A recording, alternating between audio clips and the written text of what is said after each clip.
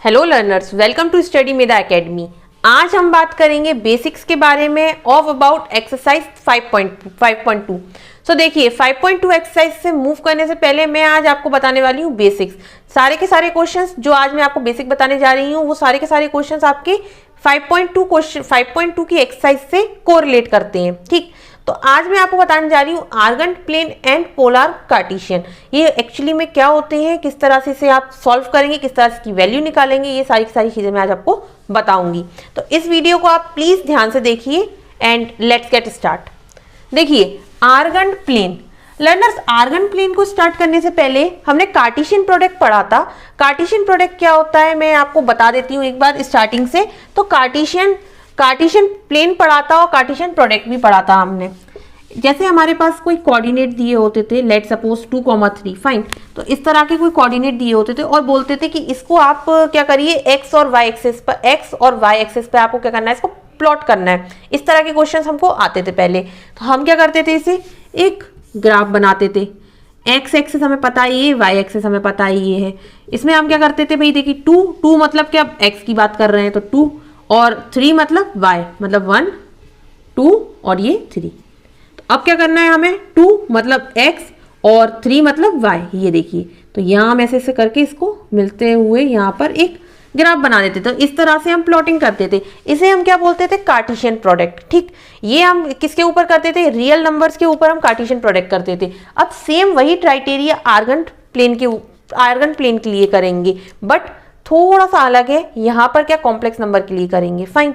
तो complex number के लिए कैसे निकालेंगे आप ये सोच रहे होंगे, क्योंकि कॉम्प्लेक्स नंबर जो है वो तो थोड़े अलग रहते हैं। कैसे, वहाँ तो इमेजिनरी पार्ट भी आता है मैम। ठीक, समझ गई, इमेजिनरी पार्ट आता है। तो किस तरह से इसे सॉल्व करेंगे हम लोग, तो देखिए डोंट वरी, मैं बताती हूँ आपको किस तरह से इसे सॉल्व करेंगे आप। यहाँ देखिए, जैसे मान लीजिए z = 4 + 5i है, फाइन। ये हमारे पास एक कॉम्प्लेक्स नंबर है। इसको मुझे बोलना है कि आर्गन प्लेन के ऊपर आप प्लॉट करके दिखाइए। तो देखिए किस तरह से इसे हम आर्गन प्लेन के ऊपर प्लॉट करेंगे। एक ग्राफ बनाऊंगी मैं।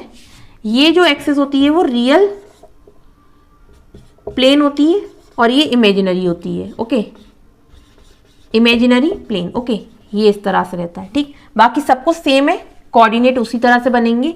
यहां जो लिखा हुआ है ये देखिए, real of z, that means real part क्या है हमारा 4। तो इसे बस रियल पार्ट, जैसे हम लिखते थे एक्स एक्सेस, उसी तरह से हम यहाँ लिखेंगे रियल पार्ट। इमेजिनरी वाला जो है वो हमारा क्या दिया हुआ है, इमेजिनरी वाला जो दिया हुआ है वो हमारा कितना दिया हुआ है 5। आई को नहीं लिखना है, बस खाली 5 को लिखना है। बस हमें बताना है इमेजिनरी पार्ट कौन सा है इसमें से। तो इमेजिनरी वाले पार्ट मैंने ले लिया है, इमेजिनरी वाला पार्ट है 5। अब बस हमें क्या करना है, ये x है ये y है, बस x और y मानते हुए उसको यहाँ प्लॉट करना है। x मतलब 4, तो यहाँ 1 2 3 4, यहाँ कितना 5, मतलब 1 2 3 और 4 और ये 5, ये लीजिए। बस अब इसको प्लॉट कर देना है आपको। 4 मतलब ये पार्ट और 5 मतलब इधर, तो इधर ही कहीं आएगा ये। तो ये देखिए इस तरह से इसको प्लॉट कर देना है आपको, बस। तो ये होती है लर्नर आर्गन प्लेन। किस तरह से आप कोऑर्डिनेट्स को प्लॉट करते हैं, कॉम्प्लेक्स नंबर के कोऑर्डिनेट को किस तरह से आप प्लॉट करते हैं। तो ये था all about the Argand plane. Argand plane के बारे में तो हमने लर्नर्स बात कर ली। अब हम बात करते हैं पोलर रिप्रेजेंटेशन क्या होता है। नाम नए हैं, टर्मोलॉजीज भी आप लोगों के लिए नई होंगी, इसीलिए थोड़ा वक्त लगेगा आपको सीखने के लिए, बट ट्रस्ट मी बहुत ही ज्यादा सिंपल टर्मोलॉजीज है और क्वेश्चन तो उससे भी ज्यादा इजी है।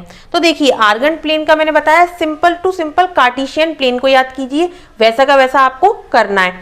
अब अगर बात करें polar representation of complex number, बहुत ही इजी है। देखिए जैसे यहाँ पर क्वेश्चन आते हैं, इसके ऊपर मैं आपको क्वेश्चन भी बताऊंगी किस तरह से सॉल्व करते हैं। z = x + iy, ठीक, ये लिखा हुआ है कोई कॉम्प्लेक्स नंबर। अब बोले कोई कि पोलर रिप्रेजेंटेशन बताइए आप किसी कॉम्प्लेक्स नंबर का। तो पोलर रिप्रेजेंटेशन, जैसे कि आपके पास कोई कॉम्प्लेक्स नंबर, लेट सपोज कि यही कॉम्प्लेक्स नंबर है, तो इसका पोलर रिप्रेजेंटेशन क्या होगा, ये होगा r cos theta + ri sin theta. मतलब कि पोलर रिप्रेजेंटेशन होता है हमारा r और i के फॉर्मेट में। देखिए ये r और i, और साथ ही साथ में cos थीटा और sin थीटा आता है। एक तरह से फॉर्मूला समझ लीजिए यहाँ पर। मतलब बस हमें क्या करना है, यहाँ r की वैल्यू रखनी है और थीटा की वैल्यू रखनी है। हमारे पास आ जाएगी ये वैल्यू, मतलब पोलर रिप्रेजेंटेशन आ जाएगा। मतलब क्या होता है, बस r cos theta + ri sin theta. r और थीटा, दो की वैल्यू हमें रखनी है। अब आपके दिमाग में आ रहा होगा मैम आर की वैल्यू और थीटा की वैल्यू हम फाइंड आउट कैसे करेंगे? डोंट वरी, ये देखिए मैंने यहाँ लिख रखा है आर का मतलब क्या होता है? मॉड्यूलस। वैल्यू फाइंड करने से पहले पता होना चाहिए कि आर है क्या, थीटा क्या है। ओके, आर का मतलब मॉड्यूलस होता है, थीटा का मतलब आर्ग्यूमेंट होता है। आर्ग्यूमेंट बोलिए, एंगल बोलिए। आर की वैल्यू कैसे निकालते हैं? X square plus y square, मतलब एक्स की वैल्यू यहाँ स्क्वायर स्क्वायर कर दीजिए, वाई की जो वैल्यू उसका स्क्वायर कर दीजिए। आई का स्क्वायर नहीं करना है, बस एक्स और वाई की वैल्यू का स्क्वायर कर देना है आपको। तो ये आ जाएगा यहाँ से आर की वैल्यू। सिमिलरली थीटा भी हमारे पास फाइंड आउट हो जाएगा। मैं आपको बताऊंगी थीटा किस तरह से निकालते हैं। फाइन, तो ये था लर्नर पोलर रिप्रेजेंटेशन किस तरह से करते हैं। इससे ज्यादा डीप में मैं आपको क्वेश्चन जब सॉल्व कराऊंगी तब बताऊंगी। बाकी एक एग्जाम्पल के तौर पे या डेमो के तौर पे आपको क्वेश्चन बता देती हूँ किस तरह से सॉल्व कर। तो देखिए क्वेश्चन है जैसे z is equals to 1 plus root 3i। तो देखिए इस तरह का क्वेश्चन है। सबसे पहले हमें पोलर रिप्रेजेंटेशन करना है इसकी। तो सबसे पहले मुझे r की वैल्यू फाइंड आउट करनी होगी।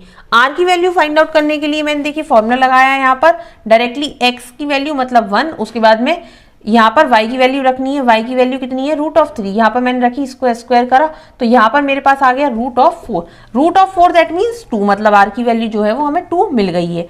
अब बात आती है थीटा निकालने की, क्योंकि अब पोलर कोऑर्डिनेट्स भी पूछ सकते हैं। तो पोलर कोऑर्डिनेट्स क्या होती है? ये देखिए पोलर कोऑर्डिनेट्स। पोलर कोऑर्डिनेट्स जो होते हैं वो क्या होते हैं? R comma theta. तो थीटा हमें चाहिए। थीटा इस तरह से निकालते हैं। ये फॉर्मूला है थीटा निकालने का, that means tan inverse y की वैल्यू मतलब रूट ऑफ 3 अपॉन 1। तो हमारे पास थीटा क्या आ जाएगा देखते हैं। तो tan रूट 3 कितना आ जाएगा मेरे पास? π/3। ये लीजिए थीटा की वैल्यू आ गई। तो लर्नर्स इस तरह के क्वेश्चन आपको एक्सरसाइजेस में सॉल्व करने हैं। इस तरह के क्वेश्चंस हमारे पास आएंगे। अब क्वेश्चंस में ये पूछते हैं मेनली कि कौन से प्लेन, कौन से हमारे पास पॉइंट्स आए हैं ये लाई कर रहे हैं फर्स्ट में, सेकंड में, थर्ड में, फोर्थ में। ठीक, तो उसका कॉन्सेप्ट बहुत ही सिंपल है। देखिए जैसे इस तरह से हमें दिया हुआ है, ये फर्स्ट कोऑर्डिनेट है, ये तो हमें पता है, सेकंड है, that is third and that is fourth one. यहाँ सारी की सारी वैल्यू जो होंगी वो पॉजिटिव आएंगी। यहाँ क्या होंगी वैल्यूज? नेगेटिव और पॉजिटिव आएंगी। यहाँ जो वैल्यूज आएंगी वो क्या आएंगी? पॉजिटिव और नेगेटिव आएंगी। और यहाँ जो वैल्यूज आएंगी वो क्या आएंगी? यहाँ पर हमारे पास जो वैल्यू आएंगी वो नेगेटिव आएंगी। अब आप बोलेंगे मैम आपको ये कैसे पता चला कि यहाँ पर जो वैल्यूज आएंगी वो इसी तरह की आएंगी? देखिए प्लस प्लस दैट मीन्स यहाँ पर क्या है? ये जो एक्सेस देख रहे हैं आप यहाँ पर और ये एक्सेस, दोनों की दोनों एक्सेस जो रहती हैं वो क्या रहती हैं? पॉजिटिव रहती हैं। यहाँ पर भी नंबर्स जो होते हैं पॉजिटिव होते हैं, यहाँ नंबर भी पॉजिटिव होते हैं। तो सारी की सारी जो होती है फर्स्ट कोऑर्डिनेट पॉजिटिव रहता है।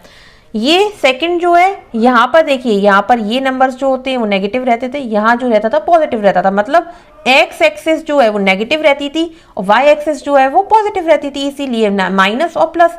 थर्ड में भी देखिए सिमिलरली यही कॉन्सेप्ट लगाए और फोर्थ में भी यही कॉन्सेप्ट लगाए। तो इस अकॉर्डिंग क्या हुआ? हमारे पास कोऑर्डिनेट्स आ गए हैं। ठीक, अब x की और y की वैल्यू निकालनी है। x की और y की वैल्यू किस तरह से फाइंड आउट करेंगे हम? देखिए फर्स्ट कोऑर्डिनेट में x जो रहेगा वो क्या रहेगा? पॉजिटिव रहेगा, और y जो रहेगा वो क्या रहेगा? वो भी पॉजिटिव रहेगा। ठीक, सेकंड कोऑर्डिनेट की बात करें अगर, तो x की जो वैल्यू रहेगी वो क्या रहेगी हमारे पास? माइनस। देखिए माइनस है, और y की जो वैल्यू रहेगी वो क्या रहेगी? प्लस। सिमिलरली थर्ड जो रहेगा वो क्या रहेगा? x पॉजिटिव और y जो रहेगा वो नेगेटिव, और फोर्थ जो रहेगा वो क्या रहेगा? x नेगेटिव और y भी नेगेटिव। इस तरह से हम वैल्यूज को फाइंड आउट करते हैं। अब ये था लर्नर सारा का सारा polar representation, all about polar representation and Argand plane. I hope आपको ये बेसिक अच्छे से समझ में आया हो। अब इससे related questions next video lectures में मैं आपको बताऊंगी एक्सरसाइज 5.2 के। अगर आपको इस वीडियो से कोई भी डाउट है तो आप मुझे कमेंट कर सकते हैं, या फिर इससे पहले के जो वीडियोस थे हमारे उससे अगर आपको डाउट है तो you can comment me. If you like this video so please subscribe my